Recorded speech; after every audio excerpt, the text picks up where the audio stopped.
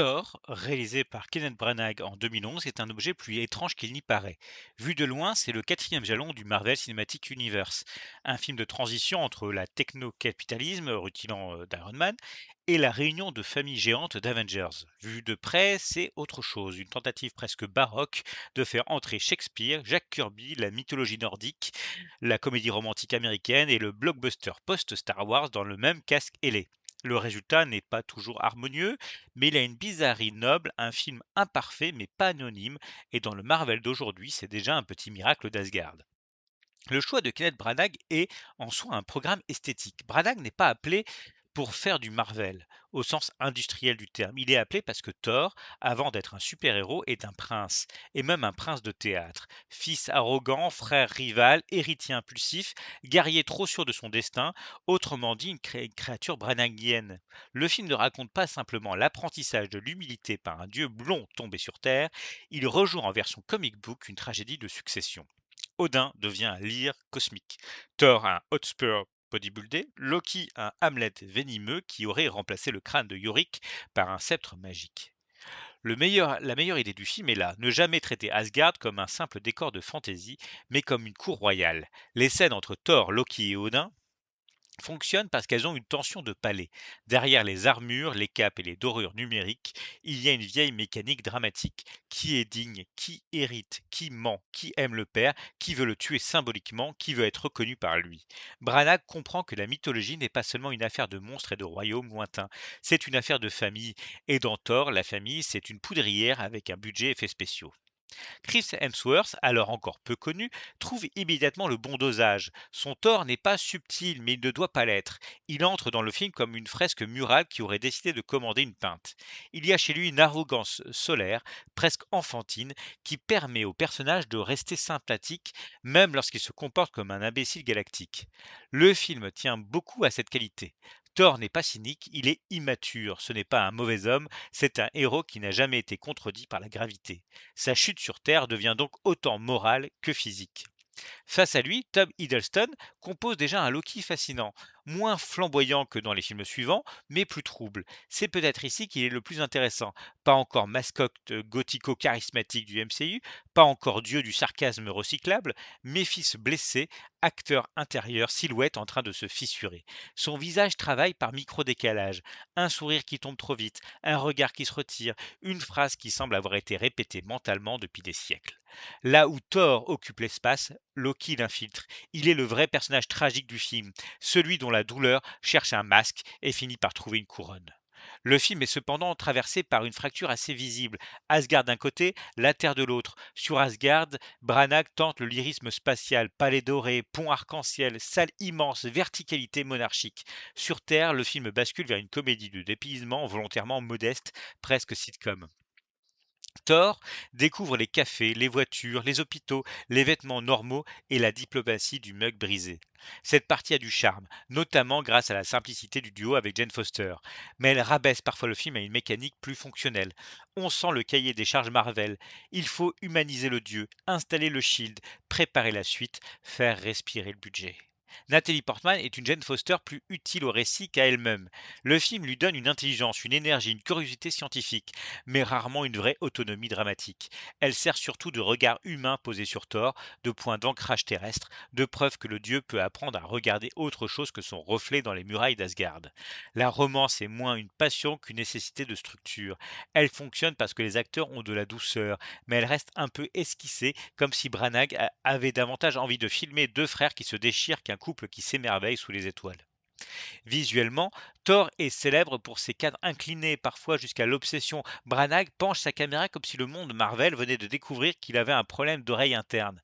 On peut s'en moquer, et il y a de quoi, certains dialogues semblent filmés depuis un meuble en train de s'évanouir, mais cette manie dit aussi quelque chose du film. Thor est un monde désaxé. Les dieux tombent, les lignées mentent, les royaumes vacillent, les identités se dérobent.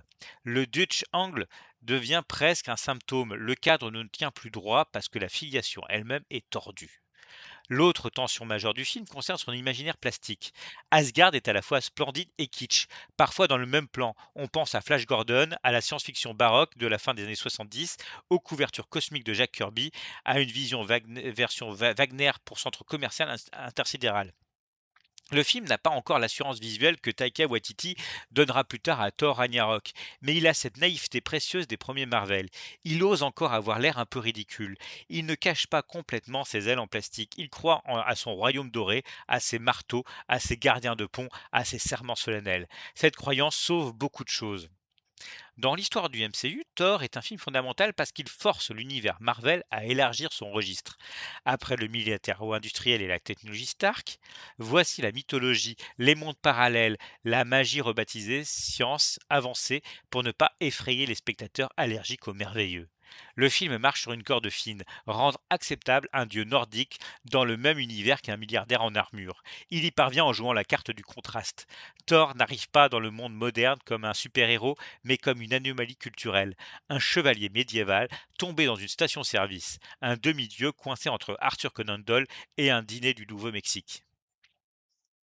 On peut rapprocher le film de Superman de Richard Donner, même idée d'un être venu d'ailleurs, élevé dans une logique morale supérieure, confronté à une humanité plus fragile. Mais là où Donner filme l'icône avec une sincérité cristalline, Branagh filme l'héritier avec un sourire théâtral. Thor n'est pas la naissance d'un sauveur, c'est la correction d'un sale gosse sublime. Le marteau Mjolnir devient moins une arme qu'un test éthique. Il ne revient pas parce que Thor est fort, il revient parce que Thor accepte de ne plus être seulement fort. C'est très simple, presque enfantin, mais c'est le cœur moral du film. Et dans un blockbuster, la simplicité peut être une vertu quant à la netteté d'un conte. Le film souffre en revanche de son antagonisme secondaire. Les géants des glaces restent des figures assez plates, presque abstraites, davantage utiles à l'intrigue qu'à l'imaginaire. Le destructeur envoyé sur Terre fonctionne comme une péripétie mécanique. Gros automates, routes désertes, explosions, héroïsme sacrificiel. C'est efficace mais sans grande folie. On sent que le vrai combat n'est pas là. Le vrai combat n'est pas Thor contre un monstre, c'est Thor contre son orgueil, Loki contre son abandon, Odin contre les conséquences de ses secrets. Dès que le film s'éloigne de ce triangle, il perd en densité. Il faut aussi reconnaître que Thor est encore un film Marvel avant la grande uniformisation, mais déjà pris dans ses filets. Il a des visions, mais il doit aussi cocher des cases. Il a des élans tragiques, mais il doit placer des blagues. Il a un cinéaste de théâtre, mais il doit produire un épisode de série géante. Cette contradiction n'est pas toujours élégante. Le film ressemble parfois à un banquet royal organisé dans un hangar de franchise. Pourtant, c'est précisément ce frottement qui le rend attachant. Il n'est pas parfaitement soluble dans la machine. Branagh y laisse une empreinte, même bancale, goût de la déclamation, sens du rituel, attention à la blessure familiale, amour des entrées et sorties, comme au théâtre. La scène la plus forte reste peut-être celle où Thor, privé de sa puissance, ne parvient pas à soulever Mjolnir. Le héros se découvre indigne, non devant un tribunal, mais devant un objet muet. C'est du pur conte moral, presque biblique. Le dieu tombe à genoux sous la pluie et le blockbuster trouve soudain une image simple, lisible, presque archaïque. La force ne suffit pas. Pour un film rempli de palais numériques et de rayons cosmiques, cette défaite devant un marteau posé dans la boue est d'une belle humilité visuelle. Thor n'est donc ni un grand film de super-héros, ni un simple produit d'assemblage. C'est une curiosité noble, une tragédie familiale en armure dorée, un Shakespeare de multiplex avec des éclairs en promo. Ses maladresses sont visibles, romance rapide, comédie terrestre parfois trop légère, esthétique oscillant entre splendeur mythologique et vitrine de magasins célestes. Mais il possède une vraie singularité. Il croit à la grandeur, même quand elle frôle le toc.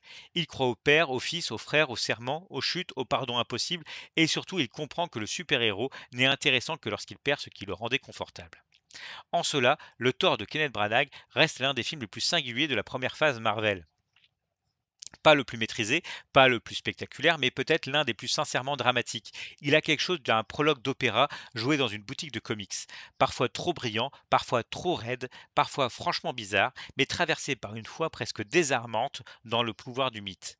Un film où l'on vient pour venir voir un dieu lancer un marteau et où l'on reste finalement pour regarder deux frères se demander lequel des deux a vraiment été aimé.